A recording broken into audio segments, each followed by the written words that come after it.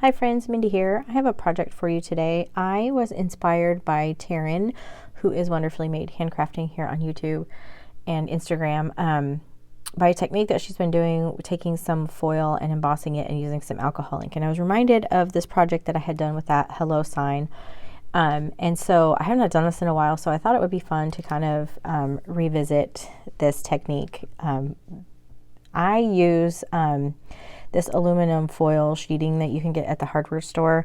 Tim Holtz also has some foil, like adhesive backed foil sheets that you can use. I also have some drywall tape here. This is just repositional tape, and back in the day, this used to be called Magic Mesh, and you could get it and it was colorized, whatever, but it's basically just drywall tape. So just a couple things from the hardware store that I just happen to have on hand, and I'm taking out the string from this big tag that I'm working on, and I'm going to apply this drywall tape to my tag just for some texture in the background. And then I have these two chipboard pieces that I'm also going to use to give the front of this tag just a little bit more interest, and it's going to look like hammered metal. Well, theoretically, that's the look that I'm going for anyway. So again, there's a lot of different ways that you can do this. Taryn has been using like aluminum, like the disposable baking pans and getting some really amazing results. This is just a fun way, using some stuff that I have and a technique that I hadn't really thought about in quite a while. So I have this chipboard, and I added a couple little enamel dots on the top of it so that I can really make this look like a metal tag here. And so now I'm just going to use my Bearly Art precision glue here and glue down these two pieces of chipboard. And now I'm taking all of these pieces of foil, and I've cut them at, just randomly different sizes, squares, rectangles, big pieces, little pieces, and I'm going to just randomly put them and cover this entire tag. And I'm working on a piece of deli paper just so that I can trim it off easier. This tape is very sticky, and so it will stick to whatever is behind it. So I just did deli paper, that way when I cut it down it just won't get so gunky on my scissors. It's the only reason I'm doing it that way. But anyway, you can see here I'm just taking random pieces, and there's really no rhyme or reason to how I'm doing this. The only thing is I'm trying to make sure that when I add two pieces that one is longer than the other, so they're not like the same exact line, if that makes sense. I want them to have different pieces so it looks like different pieces of metal have been kind of affixed together. Excuse me. So I'm just adding all of these little pieces. I'm gonna have to cut some more. I didn't quite cut enough, but I'm gonna cover this entire card just right over everything. You can see here, this is what it looks like when it's finished, and I'm going to you can see it's really sticky with this deli paper, so I'm just going to trim off the back side and get rid of all of the excess.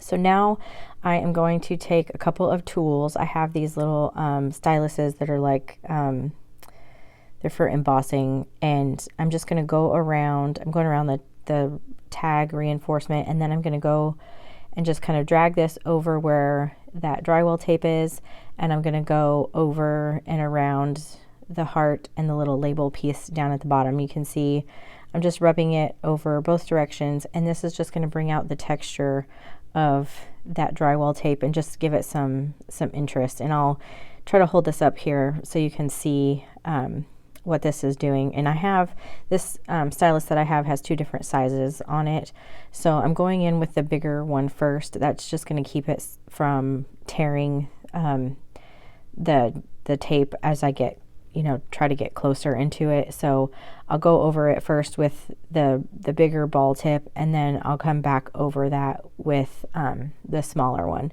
But for right now, I'm just going over all of these areas where the drywall tape is, and specifically where the drywall tape is, and around the heart and around the label down at the bottom. And then and even here along the edge, because I had this big piece of that drywall tape that ran all the way along the edge. So you can see I'm just going along here, and it actually doesn't take all that long to do this. It might seem a little time consuming. It's not too bad. And then I'm just going around the label here also.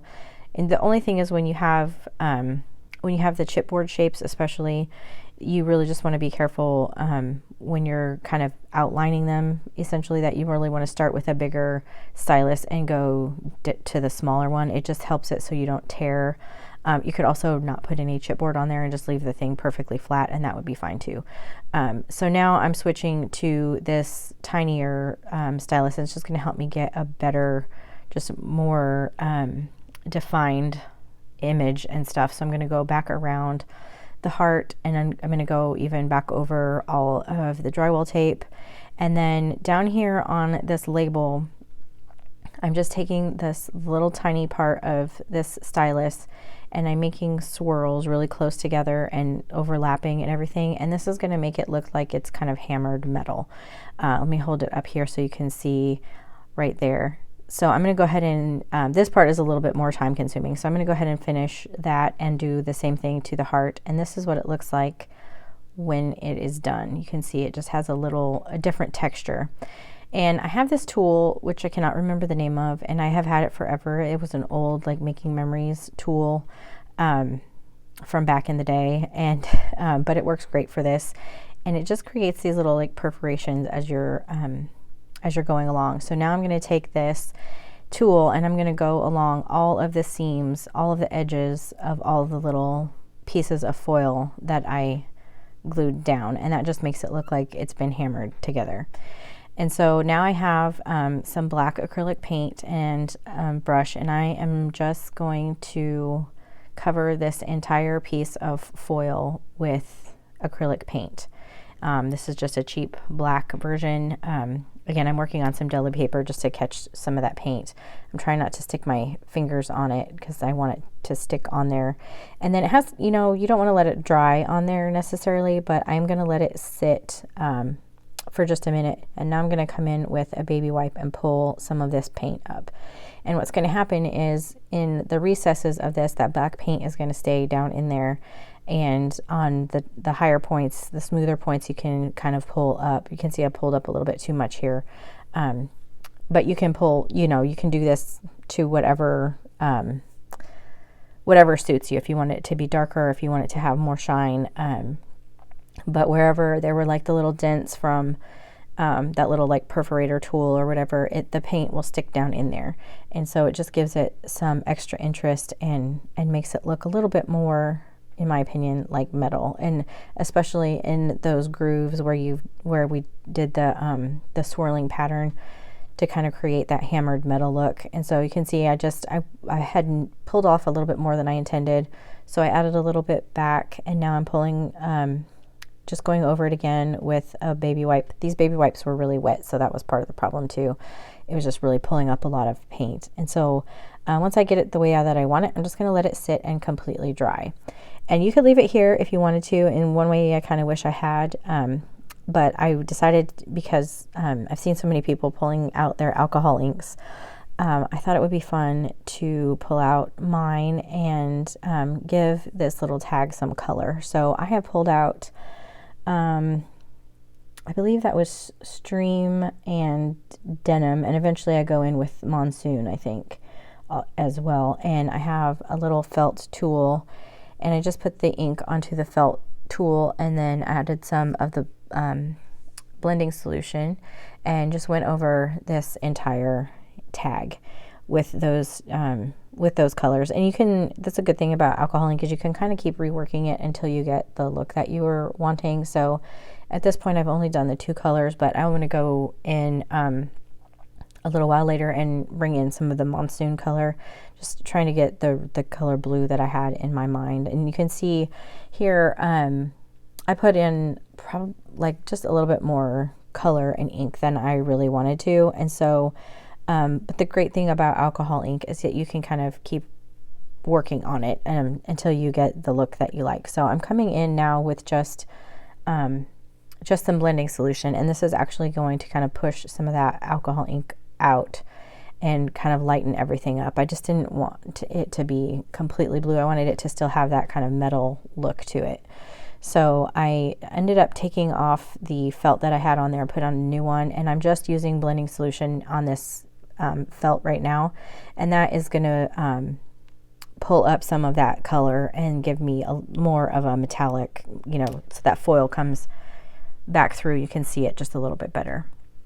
So I kind of have it how I want it now, and so I'm going to show you. This is after I've added the Monsoon to it, and I apologize for the lighting. My area is kind of dark, but you can see the back was kind of destroyed. I made a mess there, but I'll just add some paper to the back of it and it'll be fine. So this is what it looks like. I'll give a close-up here at the end, and if you like this video, I would appreciate it if you gave it a thumbs up. That helps other people find my channel. If you have any questions, leave them below, and until next time, bye-bye.